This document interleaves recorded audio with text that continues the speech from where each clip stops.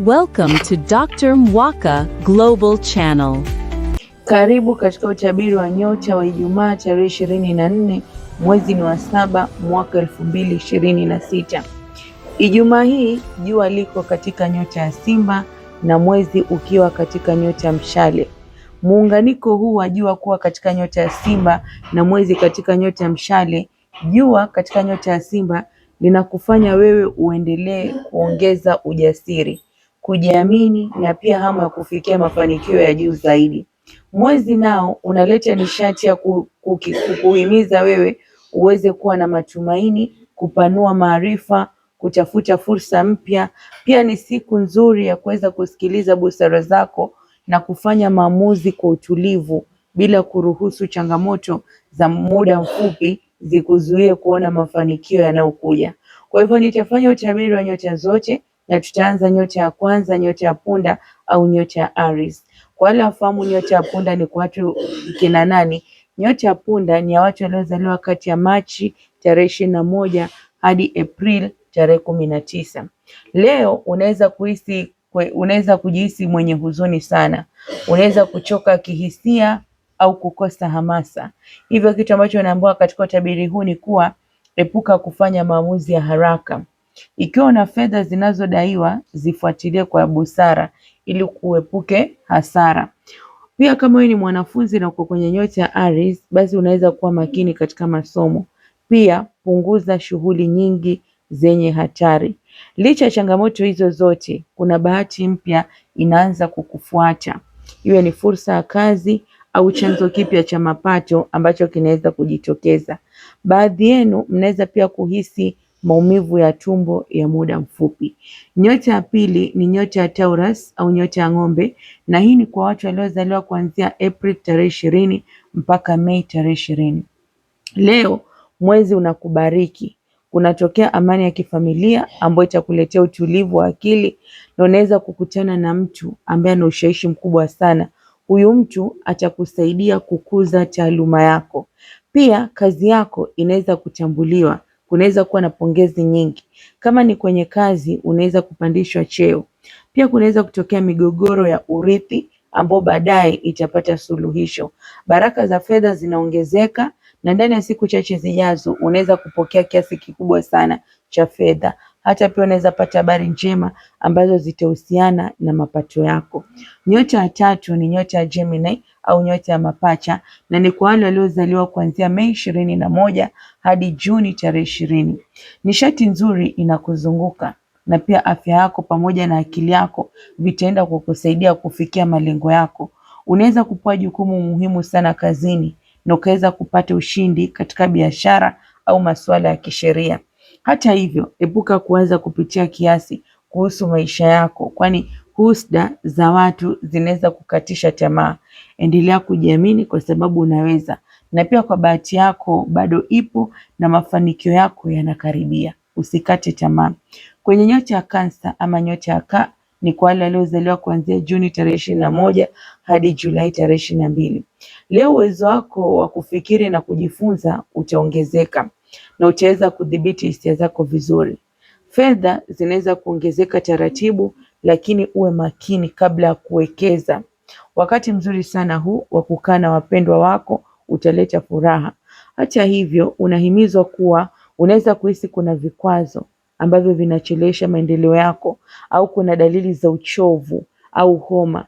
Kitu ambacho unapaswa kufanya, utabiri unavyosema, uwe mvumilivu na kupanga kwa busara. Hivi ndio vitu vitakusaidia kushinda changamoto hizo. Nyota ya tano ni nyota ya Leo au nyota ya Simba. Hii ni nyota kwa wale waliozaliwa kati ya Julai tarehe 23 hadi Agosti tarehe 22. Mwezi unaweza kukuletea msongo wa mawazo kwa sababu uko katika fire element, kwa sababu mwezi uko kwenye nyota ya Mshale na jua liko kwa Leo. Kwa hivyo kunaweza kutokea msongo wa mawazo na pia majukumu mengi. Kwa hivyo kitu ambacho unafaa kufanya ni kuepuka kufanya maamuzi kwa haraka. Kitu chengine, sikiliza ushauri kwa watu ambao wako tayari na uzoefu kabla ya kuanza jambo muhimu. Licha ya changamoto hizo zote, ekelea juhudi zako katika kuzaa matunda, na nafasi nzuri ya kazi au maendeleo makubwa inaonekana itakaribia. Pia wapo wanaoweza kujaribu kuzuia bahati yako, lakini hawatafanikiwa. Nyota ya 6 ni nyota ya Vago au nyota ya mashuke, ni kwa watu waliozaliwa kati ya Agosti tarehe 23 hadi Septemba tarehe 22. Baraka za mwezi zitakuletea habari njema kutoka kwa familia na pia zitaongeza ubunifu wako. Unaweza kuboresha nyumba, ofisi na hata kuanzisha ushirikiano wenye manufaa. Wenzako watakusaidia kukamilisha kazi muhimu. Bahati zilizokuwa zimekwama zitaanza kufunguka. Ingawa baadhi yenu mnaweza kupata usumbufu kwa kuumwa na tumbo au maumivu ya kichwa. Mahusiano yako yanaendelea kuimarika licha ya changamoto ndogo. Usisahau kuwa channel hii ya Dr. Mwaka Global inafunza kuhusu masuala ya kiroho. Hivyo usisahau ku-like, comment, share na kusubscribe. Pia gusa hiyo kengele ili kila video itakapoingia uwe wa kwanza kuiona. Nyota ya 7 ni nyota ya Libra. Hii ni kwa watu ambao wamezaliwa kati ya Septemba tarehe 23 mpaka Oktoba tarehe 22. Leo utakuwa na utulivu wa akili na ufanisi mkubwa kazini. Unaweza kuanzisha mradi mpya kwa msaada wa ndugu au marafiki wa kikazi.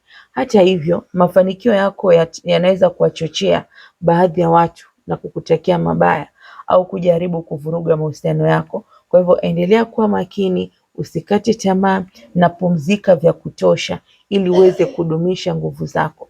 Nyota ya 8 ni nyota ya Scorpio au nyota ya Nge na ni kwa watu waliozaliwa kati ya Oktoba 23 hadi Novemba 21.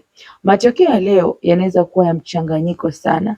Unaweza kufikiria kuendelea na masomo au kuboresha taaluma yako, lakini katika mapenzi unaambiwa epuka matarajio yasiyo halisi ili kuweza kulinda amani yako ya uhusiano. Ingawa unaweza kukatishwa tamaa na mtu unayempenda au kupata maumivu ya kichwa, mafanikio makubwa na mabadiliko mazuri yanakaribia kutokea bila kutarajia. Nyota ya 9 au nyota ya Sagittarius au kwa Kiswahili nyota ya mshale ni kwa wale waliozaliwa kati ya Novemba 22 hadi Disemba 21.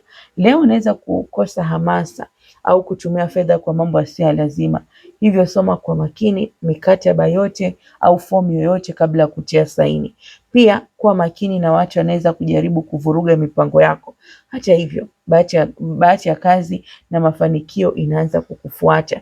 Zile ndoto zako za kupata kazi nzuri zinaenda kutimia. Ingawa baadhi yenu wanaweza kupitia changamoto ndogo katika mapenzi au pia kuacha katika afya ya tumbo.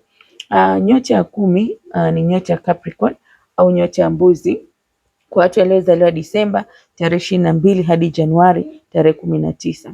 Leo umebarikiwa na mwezi utakuwa upande wako kwa sababu utaweza kusawazisha familia pamoja na kazi. Ushirikiano mzuri utakusaidia kukamilisha majukumu yako kwa mafanikio. Chanzo kipya cha kimapato kinaweza kujitokeza na unaweza kupanga kuboresha nyumba au sehemu ya kazi.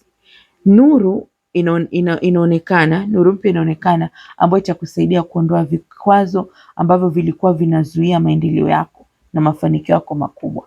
Nyota ya 11 ni Aquarius au nyota ya ndoo, ni kwa wale waliozaliwa kati ya Januari 20 hadi Februari tarehe 18. Mwezi unakuletea mafanikio kazini, heshima pia itakuwepo kazini, pia utaanza kutambuliwa kwa juhudi zako. Ingawa kazi zinaweza kuwa nyingi na pia kukuchosha, hali ya mzazi au mtu mzima nyumbani inaweza kuimarika. Bahati ya kazi na mafanikio itaongezeka hata bila mwenyewe kutumia nguvu nyingi, na fursa mpya itaanza kufunguka mbele yako. Nyota ya 12 ni nyota ya Pisces au nyota ya samaki, ni kwa wale waliozaliwa Februari 19 hadi Machi tarehe 20. Leo utaridhika na kazi yako na hata unaweza kupanga safari fupi ya kikazi au kutembelea sehemu ya ibada kwa ajili ya amani ya moyo wako. Kwa hivyo ushauri wa watu wenye hekima utakusaidia kufanya maamuzi sahihi.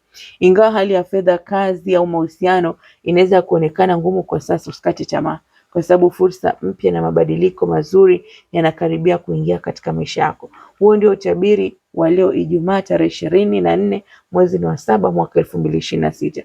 Kumbuka, huu ni utajiri wa jumla, unategemea na ishara ya jua iko wapi au mwezi uko wapi. Lakini kama utataka kujua utabiri wako binafsi, unaweza nitafuta uweze kusomoa nato chat yako na kuweza kujua atakaojiri katika kipindi cha wiki moja.